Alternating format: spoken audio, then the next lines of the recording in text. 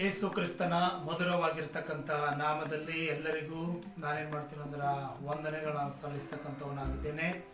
Price the lord ಎಲ್ಲರಿಗೂ ಹಾಗೂ ಜೈ Christ.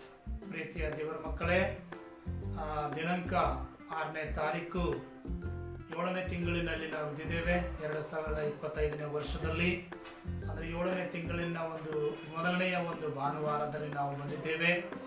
ಈ ಭಾನುವಾರ ದಿನದಲ್ಲಿ ನೀವು ನಿಮ್ಮ ಸಭೆಗಳಿಗೆ ತಪ್ಪದೆ ಏನು ಮಾಡಬೇಕಂದ್ರೆ ಹೋಗಿ ಪ್ರತಿಯೊಂದು ಸಭೆಗಳಲ್ಲಿ ನಾವೇನು ಮಾಡ್ತೀವಿ ಅಂತಂದ್ರೆ ಮೊದಲನೆಯ ಭಾನುವಾರದಲ್ಲಿ ಕರ್ತನ ಭೋಜನ ಇರ್ತಕ್ಕಂಥದ್ದಾಗಿದೆ.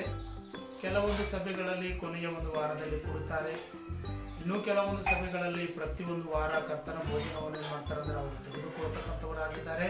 ಆದರೂ ಕೂಡ ನೀವು ನಾಳಿನ ದಿನದಲ್ಲಿ ಭಾನುವಾರ ನಿಮ್ಮ ಸಭೆಗಳಿಗೆ ಹೋಗಿ ದೇವರನ್ನು ಆರಾಧಿಸಿ ಕರ್ತನ ಭೋಜನದಲ್ಲಿ ಪಾಲು ತೆಗೆದುಕೊಂಡು ದೇವರ ನಾಮ ನೀವೇನು ಮಾಡ್ಬೇಕಂದ್ರೆ ಮಹಿಮೆ ಪಡಿಸ್ಬೇಕಂತ ನಾನು ನಿಮ್ಮೆಲ್ಲರಿಗೆ ಏನು ಮಾಡ್ತೀನಿ ಅಂದ್ರೆ ಪ್ರೋತ್ಸಾಹ ಏನು ಮಾಡ್ತೀನಿ ಅಂದ್ರೆ ಮಾಡ್ತಕ್ಕಂಥವನಾಗಿದ್ದೇನೆ.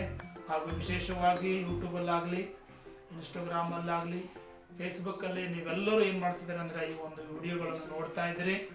ಇದನ್ನು ನೋಡ್ತಕ್ಕಂಥವರು, ಕೇಳ್ತಕ್ಕಂಥವ್ರು ನಿಮ್ಮೆಲ್ಲರಿಗೆ ಯೇಸು ಕ್ರಿಸ್ತನ ಮಧುರವಾಗಿರ್ತಕ್ಕಂಥ ನಾಮದಲ್ಲಿ ನಾನು ನಿಮಗೆ ಏನು ಮಾಡ್ತೀನಿ ಅಂದ್ರೆ ವಂದನೆಗಳು ಏನು ಮಾಡ್ತೀನಿ ಅಂದ್ರೆ ಸಲ್ಲಿಸ್ತೇನೆ. ಪ್ರೇರೆ, ವಾಕ್ಯ ನಿಮ್ಮೊಂದಿಗೆ ನಾನೇನು ಮಾಡ್ತೀನಿ ಅಂದ್ರೆ ಹಂಚಿಕೊಳ್ಳುವುದಕ್ಕಾಗಿ ಇಷ್ಟಗೊಳ್ಳುವನಾಗಿದ್ದೇನೆ. ಕೀರ್ತನೆಗಳು 122ನೇ ಅಧ್ಯಾಯದಲ್ಲಿ 1ನೇ ವಚನ. ಕೀರ್ತನೆಗಳು 122ನೇ ಅಧ್ಯಾಯದಲ್ಲಿ 1ನೇ ವಚನ. ಯೆಹೋವನ ಮಂದಿರಕ್ಕೆ ಹೋಗೋಣ ಬಾ ಎಂದು ಜನರು ನನ್ನನ್ನು ಕರೆದಾಗ ನನಗೆ ಸಂತೋಷವಾಯಿತು ಅಂತ ದೇವರ ವಾಕ್ಯದಲ್ಲಿ ನಾವು ನೋಡ್ತೀವಿ. ಅಂದ್ರೆ ಜನರು ಇಲ್ಲಿ ನಾವು ನೋಡ್ತೀವಿ ಅಂತಂದ್ರೆ ಭಕ್ತನಾಗಿರುವ ದಾವಿದನು ಆತನು ಬರಿತಾ ಇದ್ದಾನೆ, ಯೆಹೋವನ ಮಂದಿರಕ್ಕೆ ಹೋಗೋಣ ಬಾ ಎಂಬುದಾಗಿ. ಹೌದು ಪ್ರೀತಿಯ ದೇವರ ಮಕ್ಕಳೇ, 6 ದಿವಸಗಳು ನಾವು ಕೆಲಸ ಮಾಡಿಕೊಂಡು 7ನೆಯ ದಿನದಲ್ಲಿ ನಾವು ದೇವರ ಮಂದಿರಕ್ಕೆ ಹೋಗ್ತಕ್ಕಂಥದ್ದು, ಸಭೆಗೆ ಹೋಗ್ತಕ್ಕಂಥದ್ದು, ಚರ್ಚಿಗೆ ಹೋಗ್ತಕ್ಕಂಥದ್ದು ನಮಗೆ ರೂಢಿಯಾಗಿರಬೇಕಾಗಿದೆ. ಪ್ರೀತಿಯ ದೇವರ ಮಕ್ಕಳೇ, ನಾವು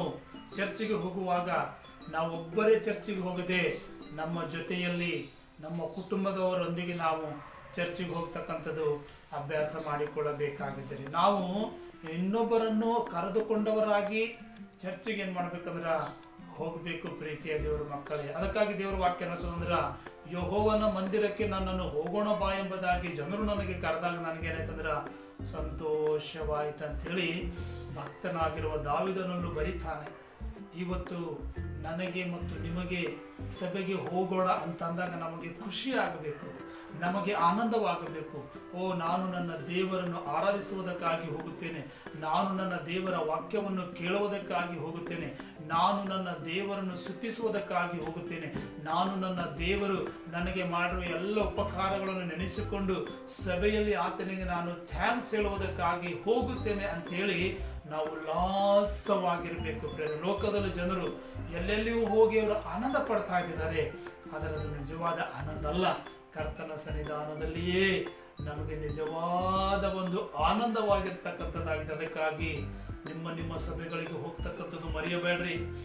ನಿಮ್ಮ ಸಭೆಗಳಿಗೆ ಕಂಪಲ್ಸರಿ ನೀವು ಹೋದವರಾಗಿ ದೇವರಲ್ಲಿ ನಾವು ಇನ್ನೂ ಹೆಚ್ಚಾಗಿ ಭಯಭಕ್ತಿ ಉಳ್ಳವರಾಗಿ ನಾವು ಬೆಳೆಯಬೇಕಾಗಿದೆ. ಪ್ರೇರೆ, ಮತ್ತಷ್ಟು ಮಾತ್ರವಲ್ಲದೆ ನನಗೆ ಜನರು ಕರೆದಾಗ ನನಗೆ ಸಂತೋಷವಾಯಿತು ಎಂಬುದಾಗಿ ನಾವು ನೋಡ್ತಾ ಇದ್ದೇವೆ. ನೀವು ಸಹ ಹೋಗಿರಿ, ನಿಮ್ಮ ಜೊತೆಯಲ್ಲಿ ಇನ್ನೂ ಇತರರನ್ನು ನೀವೇನು ಮಾಡಿ ಅಂದ್ರೆ ಚರ್ಚಿಗೆ ಜನರಿಗೆ ಏನು ಮಾಡಿ ಅಂದ್ರೆ ಕರೆದುಕೊಂಡು ಹೋಗಿರಿ. ದೇವರಿ ವಾಕ್ಯದಿಂದ ನಿಮ್ಮನ್ನು ಏನು ಮಾಡಲಿ ಅಂದ್ರೆ ಆಶೀರ್ವಾದ ಮಾಡಿ ನಡೆಸಲಿ.